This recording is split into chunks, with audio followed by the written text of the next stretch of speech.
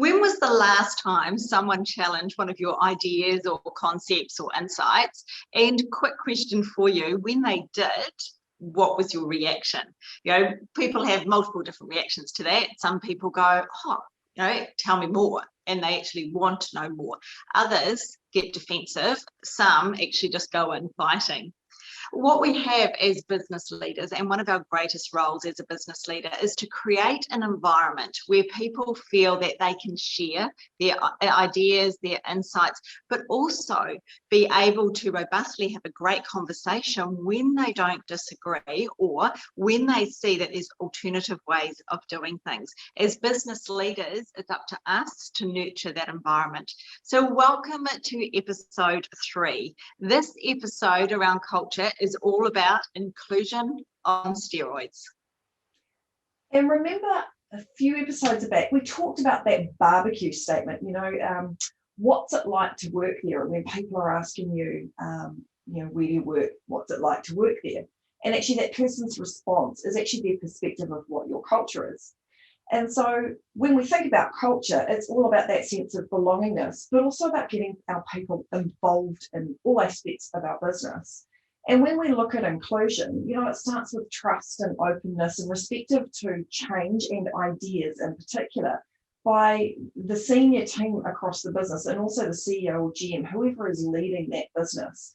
It's a leadership's responsibility to ensure that we're driving that inclusion piece right throughout the business. Because as Kirsten's talked about, the focus when we look at inclusion is around our systems and our processes and our practices. It's actually not around changing the people we have within our business. The only thing we want to do within the people that sit within our business is to grow them to the best of their own potential. So when we think about creating a more inclusive workplace, we thought we might share a couple of ideas with you to get you started. And one of the first places you can look at when you're looking at inclusion in the workplace is around having transparent pay and performance and also promotional practices. Because when people understand exactly what's going on in terms of how am I going to get paid, how am I going to be rewarded for my performance, and actually if I want to move forward in my career, how do I go about that?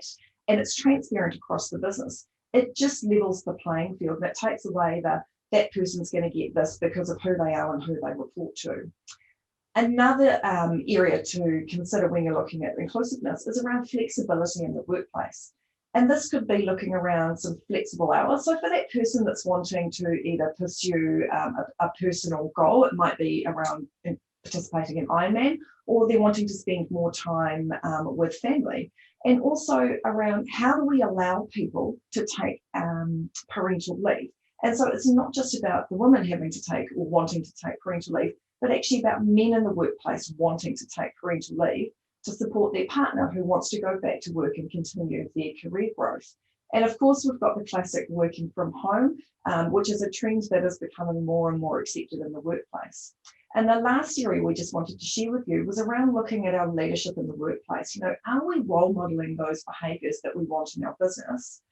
And are we actually holding other people to account for those same expectations? And there's a really neat little story around that. And there was a CE who was looking to build a bunch of trust around the people in his workplace.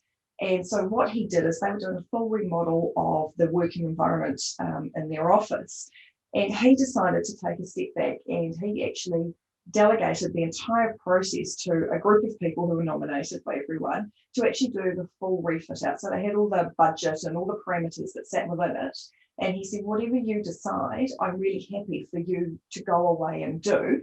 And he literally had no input. And he actually said, look, I don't really like the style that's come up with at the end, but I'm not the person that spends most of my time in the office. I'm out and about so often but if this is a space where you feel comfortable and you feel you can do your best work, I'm happy to work with that. Inclusion on steroids is covered off in multiple different areas. It's challenging our ways of working. It's challenging our systems and our processes, our thoughts and our insights. And it's through that synergistic effect that great things happen. And the big one is growth happens, engagement happens, connection and belonging. And at the end of the day, people thrive on that sense of belonging, where they know that what they're doing is contributing to great success for themselves, their team in their business, that inclusion on steroids just completely keeps amplifying. So Sarah's just shared with you some really practical ideas on how you can actually start to really overlay what you're doing in your business with this culture on steroids with inclusion. Now, the key thing here that I would like to focus on are some practical tips. The first one is around how do you actually role model that behavior? Now, a really safe phrase that Sarah and I really support in the workplace is one that when you're having a discussion is both you utilize and your team, you encourage them to utilize, is the phrase, have you considered? Because what we're wanting you to do with this is not actually challenge the person. We're challenging the idea, the insights to grow and make things better. So when you use the phrase, have you considered, it's non-threatening, it's non-defensive. And what it is when people hear that, they realize very clearly it's not them that you're challenging. So really encourage that. That's a practical tip to take away. Have you considered? The second tip that I'd like to share with you is all around making sure that we have a look at who are the 5 people that are most influential in the culture or in the culture change project that you're working on if you have one in place. Now, the key thing, and we all say it, and if you've listened to some of our other podcasts or our videos before, you'll have noticed that Sarah and I talk about when you look at the 5 people you spend the most time with in your life, they have the greatest influence. Culture is no different. So have a look, if you are running a culture project, at the 5 people that have the greatest influence in that project. Now, what we want to do is really challenge you. Are they the people that are going to really challenge the thoughts, the ideas, and bring something fresh in? Now, the second thing we want to share with you, and this adds me to the third tip, and that's all around making sure that when we go through and do this, if you're not getting traction, then try and get external resource. Get an expert in culture to come in and really challenge your ideas. Their ideas is to bring fresh insights to your business. They will challenge your ideas. They will challenge your insights, but through growth, great things happen. So today we've shared with you inclusion on steroids, and we hope you really enjoyed the multiple practical tips we've been able to share with you.